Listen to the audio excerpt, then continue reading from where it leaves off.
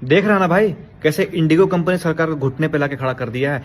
एक मिनट बस इस वीडियो को देख लो, पूरा का पूरा गेम समझ में आ जाएगा सरकार कैसे काम करता है।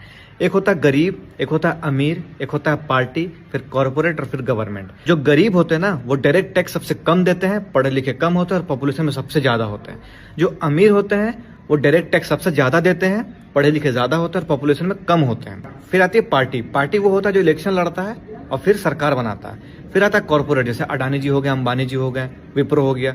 उसके बाद आता है गवर्नमेंट। जो पार्टी इलेक्शन जीत जाता है वो गवर्नमेंट बना लेता है। अब पार्टी वाला को इलेक्शन लड़ने के लिए चाहिए होता है पैसा। वो पैसा कौन देता है? कॉर्पोरेट। और कॉर्पोरेट बोलता है कि जब तेरा सरकार बन जाएगा तो मेरा हेल्प करेगा ना भाई? तो बोलता है हाँ भाई तेरा हेल्प करेंगे। तो पार्टी वाला कॉर्पोरेट से पैसा लेकर प्रचार करने कहाँ जाता है?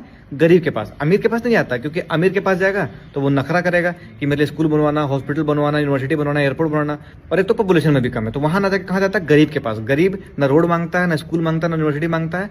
उसको बस 5 किलो चावल दे दो या 10,000 रुपये अकाउंट में भेज दो, या तो फिर धर्म या जाति के नाम पे लड़वा दो, वो वोट देने लग जाता है। पार्टी वाला कॉर्पोरेट से चंदा लेता है प्रचार करने के लिए, गरीब से वोट लेता है और अमीरों से डायरेक्ट टैक्स लेता है। पार्टी वाला को इलेक्शन लड़ने के लिए कॉर्पोरेट की जरूरत पड़ती है, सरकार बनाने के लिए गरीब की जरूरत पड़ती है और सरकार चलाने के लिए अमीर की जरूरत पड़ती है, क्योंकि अमीर टैक्स देता है। अब सरकार बनते ही सबसे पहले लात मारती है गरीबों को, क्योंकि उनका तो कोई काम ही नहीं है, 5 साल बाद काम पड़ेगा।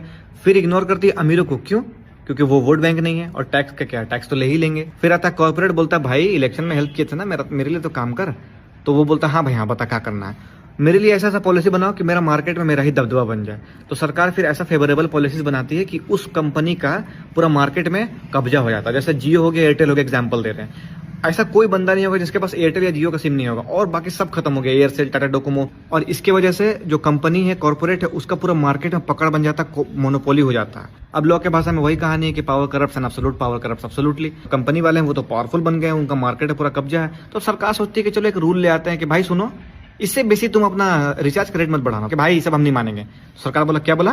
सरकार है ना हम, रिचार्ज का रेट इससे बेसी नहीं बढ़ेगा। तो बोलेगा अच्छा 2 दिन के लिए नेटवर्क बंद है। अब तुम सोच के देखो, 2 दिन के लिए अगर नेटवर्क बंद हो जाएगा, यहाँ 5 मिनट फोन के बिना नहीं रह पाते हम लोग। 2 दिन अगर नेट काम नहीं करेगा, कॉल काम नहीं करेगा, पूरा रोड में हाहाकार मच जाएगा, पूरा केओस क्रिएट हो जाएगा और सरकार पे दबाव बन जाएगा।